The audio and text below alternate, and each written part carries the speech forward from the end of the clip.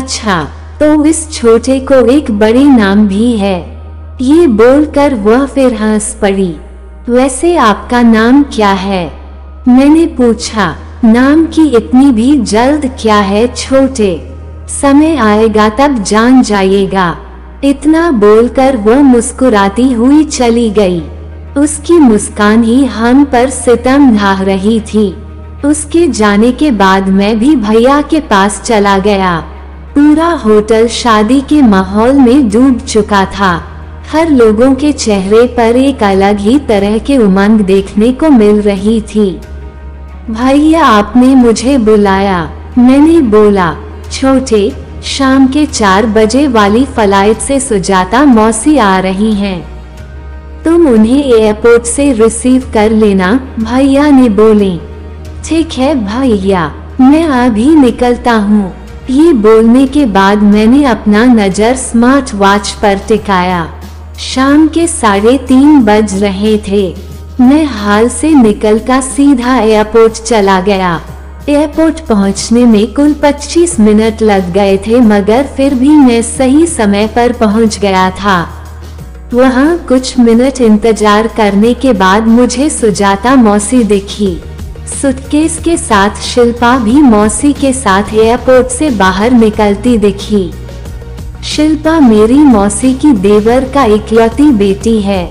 शिल्पा जब 1 वर्ष की थी तभी उसकी मां और पिता का देहांत एक कार एक्सीडेंट में हो गया था और जब से वह मेरी मौसी के साथ ही रहती है।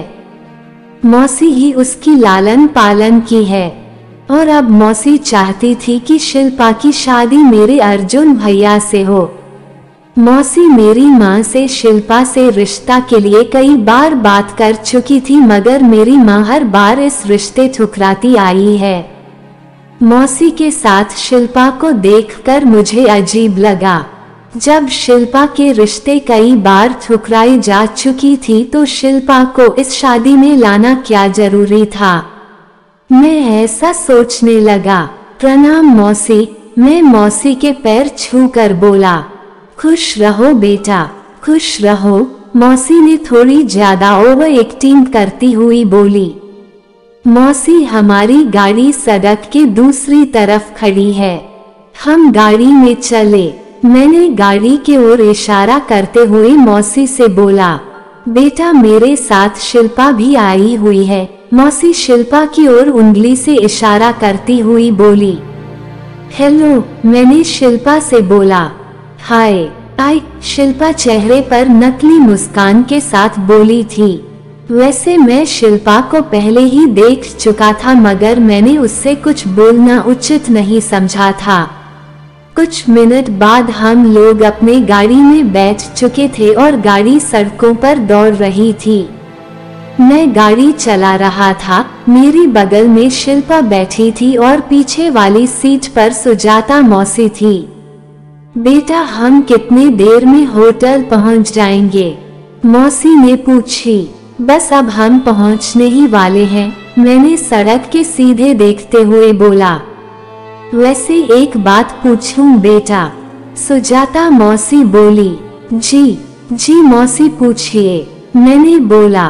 बेटा मैंने सुना है तुम्हारी कंपनी, घर और यहाँ तक कि तुम्हारी सभी प्रॉपर्टीज तुम्हारे भाई के नाम से रजिस्टर्ड है, मौसी बोली। जी मौसी, जब पापा की मृत्यु हुई थी तब मेरी उम्र 1 वर्ष से भी कम की थी, जिसके कारण उस वक्त पापा के नाम से सारे प्रॉपर्टीज को अर्जुन भैया के नाम से रजिस्टर्ड करवाना पड़ा था। और वैसे भी इसमें हर्ज ही क्या है? मैंने बहुत ही सरल शब्दों में जवाब दिया। बेटा इसमें तुम्हें कोई हर्ज नहीं दिखता है। कहीं ऐसा ना हो शादी के बाद उसके पत्नी तुम्हें प्रॉपर्टीज से कुछ हिस्सा ही ना दे, क्योंकि हर लड़की मेरी शिल्पा जैसी तो नहीं ना हो सकती है। मौसी ने बड़ी ही कुटिल नजरों से देखती हुई बोली। मैं मौसी को कुछ बोलता उससे पहले ही हमारी गाड़ी होटल के पास पहुंच चुकी थी। वैसे मेरी मौसी की यह स्वभाव हमेशा से रही है। वो हमेशा से ही हर बातों को नेगेटिव नकारात्मक रूप से देखती आई है। उन्हें हर चीजों में, हर रिश्तों में शक करने की बीमारी है। यही कारण था कि उस वक्त मैं गाड़ी में उनसे इन बातों पर ज्यादा बहस करना उचित नहीं समझा था। मैं गाड़ी को होटल के पार्किंग में पार्क कर गाड़ी से बाहर निकला ही था कि मेरी नजर फिर कॉलेज की उस पीली दुपट्टे वाली लड़की पर पड़ी। वह मुझे नहीं देख रही थी, वह अपने दोस्तों के साथ अपनी होठों के लंबी चोंच बनाकर अपनी मोबाइल से सेल्फी खींच रही थी। दीपा दीदी, सब लोग डांस कंपटीशन कर रहे हैं, चलो ना हम सब भी डांस करते हैं। एक 10-12 साल की लड़की ने उस कॉलेज की पीली दुपट्टे वाली लड़की को आकर बोली। वाह, सच में, तो फिर हम लोग भी चलते हैं, कॉलेज की पीली दुपट्टे वाली लड़की खुश होते हुए बोली। दीपा दीदी, ओहो, तो पीली दुपट्टे वाली लड़की का नाम दीपा है। निशांत दीपा, वाह क्या जोड़ी जमेगी, मैंने मन ही मन सोचते हुए खुद से बोला। मैंने देखा वो लोग होटल के डांस फ्लोर पर जा चुके थे। दिल चोरी साड्डा हो गया कि करिए डांस फ्लोर पर हनी सिंह का ये गाना फुल बेस में बज रही थी। मेरी नजर अचानक डांस करती लड़कियों की ग्रुप पर टिकी। कुछ लड़कियां इस गाने पर जबरदस्त डांस कर रही थी, उन्हीं लड़कियों के बीच दीपा भी थी। गजब की डांस परफॉर्म कर रही थी। वह खूबसूरत तो थी ही, वह डांस भी गजब की कर रही थी। मेरी नजर उसके चेहरे से बिल्कुल एक सेकंड के लिए भी नहीं हट रही थी। तभी एक साथ सारे लोगों की तालियों की आवाज सुनाई पड़े आई, जिसके कारण मेरा ध्यान लड़कियों से भंग हुआ। गाना खत्म हो चुकी थी, सभी लोग इस डांस परफॉर्म के लिए तालियां बजा रहे थे। अब लड़के वालों के डांस करने की बारी थी। मेरे कुछ दोस्त डांस करने के लिए गया और साथ में डांस करने के लिए मुझे भी बुला रहे थे, मगर मैंने मना कर दिया।